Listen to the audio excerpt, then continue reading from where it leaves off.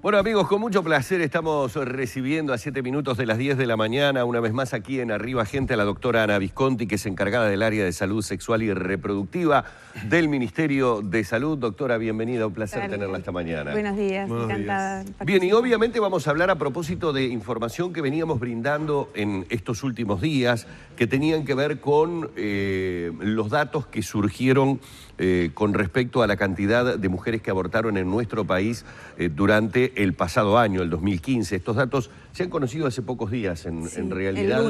El lunes. Obviamente ustedes seguramente ya disponían de esos datos con anticipación o venían monitoreándolos. ¿Cuáles serían las principales características de los datos que se dan, digamos, a nivel estadístico? Recuerdo que el año pasado veníamos hablando de un incremento en la cantidad de abortos que se habían realizado en el Uruguay. No sé si ese incremento siguió porcentualmente, si ha descendido un poco, si podemos hablar de una meseta. Bueno, en el 2015 se realizaron 9.362 interrupciones voluntarias del embarazo, o sea, amparado en la ley, ¿no? En la ley de interrupción voluntaria del embarazo.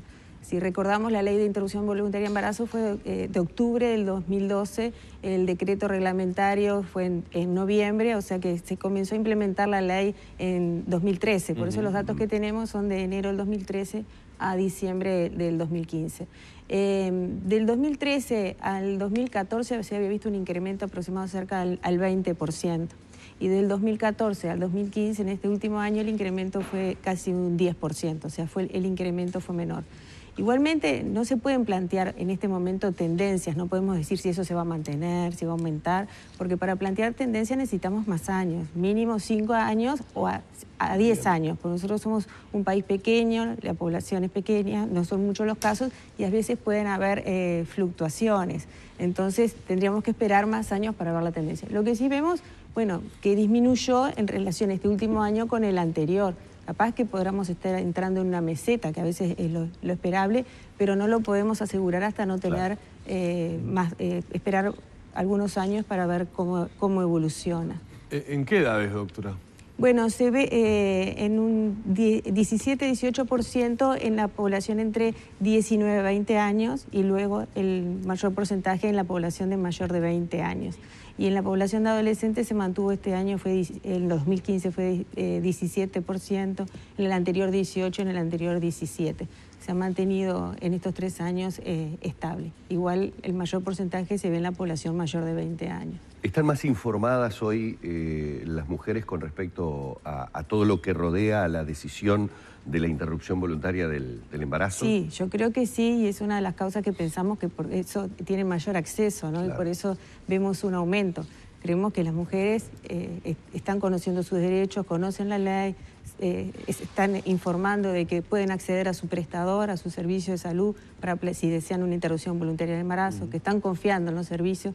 No nos olvidemos que este tema, o sea, la interrupción de un embarazo hace unos años atrás, era penalizado y muy estigmatizado, y el sistema de salud no se quería vincular en nada, incluso muchos años atrás, ni consejería, ni información le daban. Entonces, por eso las mujeres nunca le planteaban el tema en el servicio de salud. Bueno, ahora, por suerte, ya se comenzó a modificar a partir del 2004, cuando comenzó la estrategia de disminución y riesgo y daño, recuerdan que dentro del marco legal se le realizaba consejería, al usuario se hacía diagnóstico de embarazo y se realizaba el seguimiento posterior.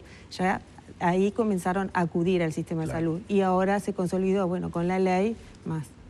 Lo que le iba a decir es que con respecto al tema de estigmatización, todavía parecería ser que en eso nos cuesta un poco. A ver, no quiero interpretar números porque para eso obviamente están todos los grupos multidisciplinarios estudiando estas estadísticas, pero escuchaba por allí que la mayor presencia de mujeres en Montevideo a veces obedece a que se vienen del interior a realizar justamente la interrupción en Montevideo por un tema de, bueno, no exponerse en el lugar en donde viven. Sí. Y la propia dificultad para hacerlo en el lugar. Sí.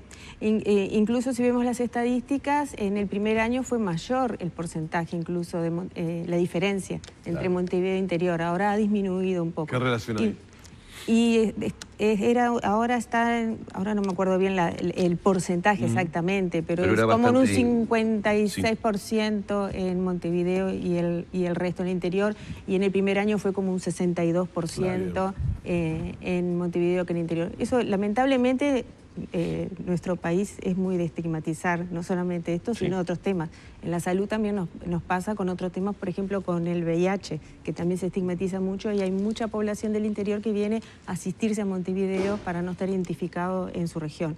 Y consideramos que con esto debe pasar lo mismo también. Y a propósito que hablamos del interior, ¿se han podido ir solucionando los temas que algunos puntos del país tenía justamente para brindarle el acceso de todo el equipo multidisciplinario a las mujeres que tomaban esta decisión? Bueno, si bien siguen habiendo dificultades, pero se ha ido solucionando. Había algún departamento que fue muy estigmatizado al principio, digo que ya eso se ha ido solucionando. Igual los recursos humanos son limitados, además está el tema que pueden plantear los ginecólogos, objeción de conciencia, y bueno, a veces se dificulta mucho poder lograr que el equipo interdisciplinario actúe en forma conjunta, como lo establece ahora el nuevo decreto, que hubo modificación en el decreto reglamentario. Igual tenemos que recordar que esto es una ley que aplica a nivel nacional y que la responsabilidad es de los prestadores de brindar el servicio. O sea que los prestadores de salud tienen que hacer el esfuerzo de lograr tener el equipo y en caso de no poder consolidar el equipo, porque sabemos que de repente en el interior pueden haber 2, 3 ginecólogos y de repente no pueden consolidar el equipo, bueno, en ese caso tendrá que complementar servicios con otro prestador, pero el servicio se tiene que brindar en tiempo y forma, ¿no? Doctora, es importante que las usuarias, las mujeres lo sepan, ¿no? Para que conozcan sus derechos. Claro. ¿Está cumpliendo eso? ¿Se está cumpliendo? Sí. Nosotros, si bien pueden haber dificultades, a nivel del Ministerio de Salud Pública no hemos tenido denuncias formales de que una mujer no pueda haber accedido, que eso sería gravísimo, ¿no? Que una mujer no pueda haber accedido a la interrupción del voluntario de embarazo porque el prestador no le brindó servicio. Eso sería muy grave, ¿no? No hemos tenido ninguna denuncia al respecto. Y recordemos, bueno, que la ley ampara a toda mujer uruguaya o residente en el país por un periodo mayor de un año que esté cursando un embarazo de menos de 12 semanas de edad gestacional o en los casos de violación puede ser menor de 14 semanas. Y eso es muy importante porque si bien la mujer tiene el derecho de plantear la interrupción voluntaria de embarazo, hay tiempos limitados. Entonces es muy importante que, si está planteando eso, que se realice el diagnóstico de embarazo lo antes posible y que concurra lo antes posible a su prestador de salud. Entre el momento que se presenta al momento que finalmente se da, yo recuerdo perfectamente que había como, la propia ley, ¿verdad? Sí. Tiene periodos que hay que respetar, es decir, hay etapas que hay que respetar. ¿Cómo estamos con respecto a eso? Bueno, la ley establece que desde el momento que la usuaria realiza su primer consulta, que puede ser con cualquier médico o cualquier especialidad que le plantea la intención de interrupción voluntaria de embarazo, en ese día o al otro día tiene que ser vista por el equipo interdisciplinario que tiene que asistirla en forma conjunta y que tiene que estar integrado por un ginecólogo, un integrante de la salud y un integrante del área social. ¿Y se configura eso en todos los casos de cada lado? Y la ley ahora lo plantea. Porque una cosa es lo que dice la ley, otra cosa es que se cumpla. Bueno, la ley lo plantea así, ¿no? Y así se tiene que realizar. Porque a veces la conformación de los equipos multidisciplinarios en este país sabemos que es difícil. Es muy difícil, sí. Pero la ley lo plantea así y así se tiene que realizar. En esa instancia se realiza consejería, las opciones, por qué se evalúa la causa, el motivo por el cual desea interrumpir el embarazo, porque a veces son motivos que pueden ser solucionables, por eso está el área social también, la posibilidad también de que se realice un pase en adopción del recién nacido. Y además, bueno, se realiza el diagnóstico de embarazo, se solicita para clínica y a partir de esa consulta tienen que transcurrir 5 días de reflexión, eso lo establece la ley, y luego del 6º día, ahí nuevamente la usuaria se puede presentar a la consulta, que ahí es con ginecólogo, no tiene que ser con todo el equipo, y ahí si ratifica la intención de interrumpir el embarazo, se toma la conducta de interrupción, se indica la interrupción del embarazo. Bien, doctora, en estos números, ¿hay datos sobre, luego de ese periodo de reflexión, cuántas mujeres ¿Modificaron Sí. su decisión? Sí. Nosotros tenemos los datos, que son 9.362 casos en el 2015 interrumpieron el embarazo, pero hubieron 660 usuarias más que se habían presentado a la consulta previa y que decidieron continuar con el embarazo. Es un 6%. Un 6% de las mujeres que se presentaron en la primera consulta optaron por continuar con el embarazo. Bien, y otra de las cosas... Y se mantuvo, perdón, en Sí. los 3 años se mantuvo más o menos igual. Más o menos igual. Sí, Es decir, que el trabajo de este grupo multidisciplinario, en definitiva, junto a esos días de reflexión, modificaron la decisión de algo más de 600 mujeres en este último periodo. Siempre recordamos que estamos hablando de los datos del 2015. Sí. Hace algunos días atrás, tal vez alguna semana, teníamos aquí, estábamos charlando en Arriba Gente con Francisco Coppola, profesor agregado, bueno, que hablaba, en realidad lo encaramos por otro punto de vista, lo encarábamos como esta novedad mundial o de alguna manera esta posición que tenía Uruguay de que la gran mayoría, por no decir la casi totalidad de las interrupciones de embarazo se estaban produciendo con medicamentos y que eso era una novedad científica, de alguna manera, que lo ponía a Uruguay allí. Que sea lo más frecuente, o sea... Exactamente. En el Uruguay se optó, o sea, ustedes saben que la interrupción de un embarazo puede ser por métodos farmacológicos, que lo que se está usando es el uso de, se indica mifepristona y a las 36 horas misoprostol, o métodos quirúrgicos, que puede ser un legrado instrumental, o también que es el vaciamiento del útero, o un legrado aspirativo, que lo que se realiza una aspiración del contenido del útero. En nuestro país se optó por el método, y se recomienda, ¿no? Y son las recomendaciones del Ministerio de Salud Pública, por el método farmacológico que se usa en otros países, no es que se comenzó a utilizar, y es uno de los métodos que tiene menor morbimortalidad o menor riesgo. Claro.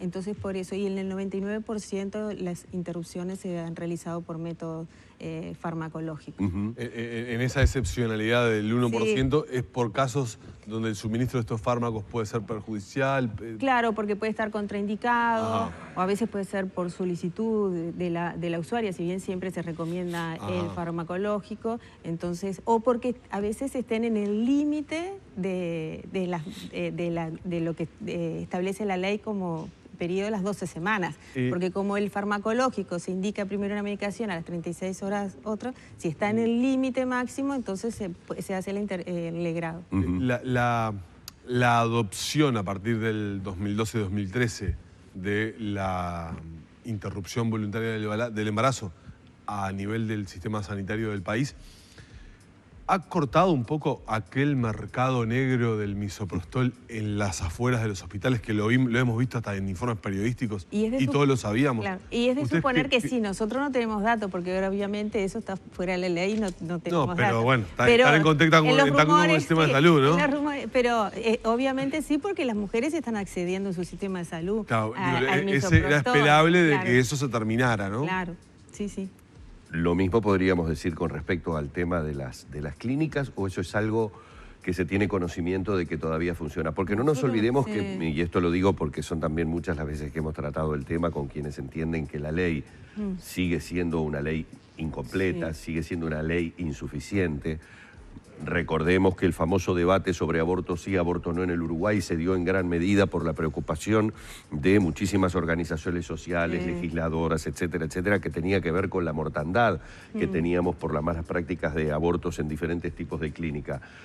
Obviamente, usted lo ha dicho, hay plazos. Y luego de esos plazos, por diferentes motivos, uno puede seguir suponiendo que, por llamarlo de alguna manera, como decía Danilo, ese mercado de clínicas o de lugares que siguen practicando abortos siguen existiendo. En eso no tenemos datos, también es lo mismo, de suponer que no tendrían que existir, porque las mujeres hoy por hoy pueden acceder de forma legal a la interrupción voluntaria del embarazo. Si bien una de las situaciones que tú planteabas puede suceder que el diagnóstico del embarazo se realice luego de las 12 semanas y que esté fuera de los derechos que otorga la ley, que por eso decíamos hoy la importancia del diagnóstico del embarazo lo antes posible. Y puede suceder también, esta ley establece muchos plazos y requisitos, y que puede suceder que mujeres no quieran pasar por ese proceso. Por ese proceso, pero claro. no tenemos, en eso no tenemos datos, suponemos que no, pero si existen clínicas clandestinas. ¿No? Doctora, hace pocos días, que seguramente usted se debe haber enterado, porque evidentemente son temas que de alguna manera tienen su influencia, por algo tienen la trascendencia internacional que tuvo, dábamos la noticia de que el Papa Francisco de alguna manera estaba otorgando... El mismo día fue. Exactamente. El mismo día. En el mismo día. Estaba otorgando a los sacerdotes la facultad del perdón.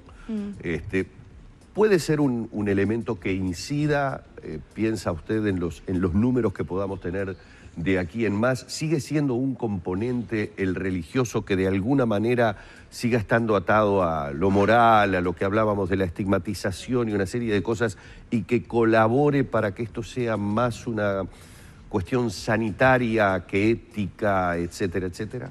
Bueno, yo no estoy, es un tema de religión, ¿no? Lo que sí, igual la Iglesia sigue planteando como pecado el aborto, ¿no?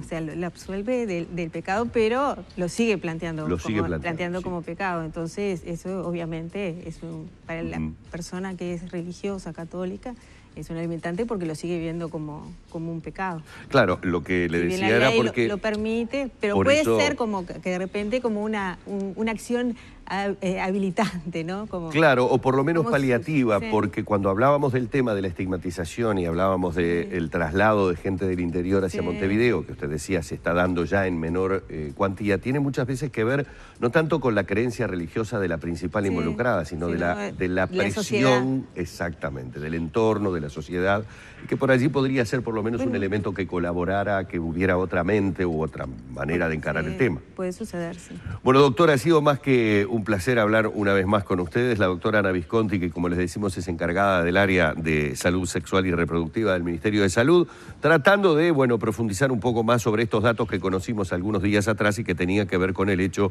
de la cantidad de interrupciones voluntarias del embarazo que se habían llevado adelante en nuestro país durante el pasado año. Muchísimas gracias. Bueno, gracias. Buenos días a todos.